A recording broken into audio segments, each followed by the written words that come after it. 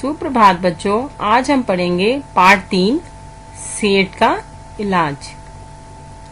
यह कहानी हमें परिश्रमी और कर्मठ बनने की सीख देती है। स्वस्थ और निरोगी रहने के लिए शारीरिक श्रम करना बहुत जरूरी है। सारा दिन बिस्तर पर पड़े पड़े खाने वाला व्यक्ति सिर्फ मोटा ही हो सकता है, स्वस्थ नहीं। इसके लिए हमें अपने सारे कार्य स्वयं करने की आदत डालनी चाहिए। ठीक है। किसी गांव में छोटू राम नाम का एक सेठ रहता था। वह थोड़ा नाटा था, इसलिए घर में सब उसे छोटू कहते थे। पैसे की कोई कमी नहीं थी। घर में सारा काम नौकर चाकर करते थे। छोटू के बस 2 काम थे, खाना और सोना। नतीजा यह हुआ कि वह छोटू मोटू होता गया। सब उसे अब मोटू सेठ कहने लगे। मोटापे के साथ अनेक रोग आते हैं। मोटू सेठ को भी कई बीमारियों ने घेर लिया। जरा सा चलता तो हांफने लगता, जो खाता वह पचता नहीं था। शरीर तो मोटा था पर ताकत बिल्कुल नहीं थी। शहर के बड़े बड़े डॉक्टरों का इलाज चला पर सेठ की बीमारी ठीक नहीं हुई। थक हार कर वह अपने गांव वापस आ गया। कुछ दिनों बाद एक महात्मा जी उस गांव के निकट के जंगल में आकर रहने लगे। वे जंगल से जड़ी बूटियां इकट्ठी करते और उनसे लोगों का इलाज करते। गांव के अनेक लोगों की बहुत पुरानी बीमारियां उन्होंने ठीक कर दी।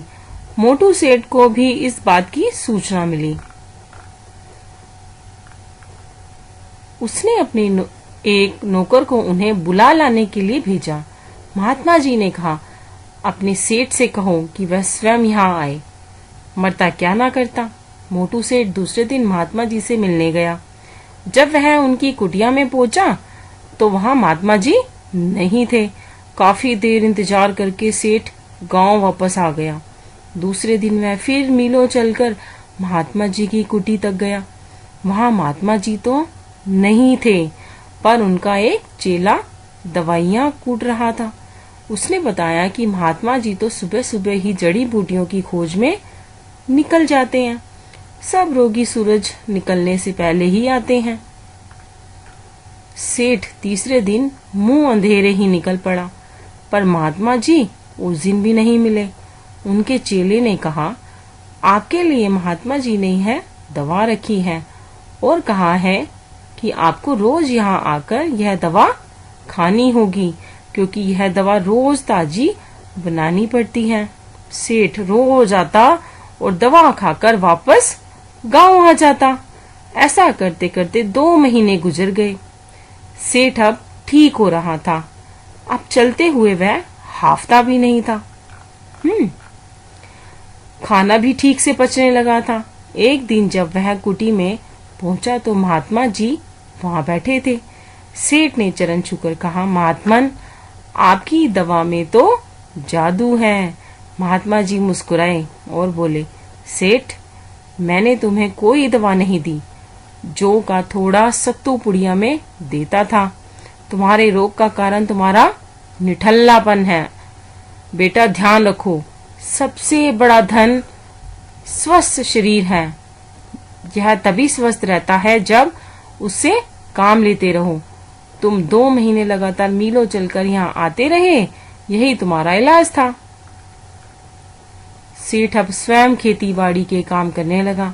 वह समझ चुका था कि शरीर से हम जितना काम लेंगे वह उतना ही स्वस्थ रहेगा। सब अब उसे फिर से छोटू सेठ कहने लगे थे। ठीक है। तो बच्चों, हमने इस कहानी से क्या सीखा? हमें अपने सभी काम स्वयं करने चाहिए। ठीक है। क्योंकि अगर हमारा शरीर परिश्रम करेगा तो वो हमेशा क्या रहेगा? स्वस्थ रहेगा। क्योंकि बिस्तर पर पड़े पड़े रहने से क्या होता है? मोटापा आता है, और मोटापा आता है तो बीमारियां भी साथ में लेके आता है ना। और अगर परिश्रम करेंगे, जो व्यक्ति काम करते रहते हैं, अपना काम स्वयं करते हैं, वो कभी बीमार नहीं होते। ठीक है। तो आज आप इस पाठ को 2 बार पढ़ेंगे। ओके।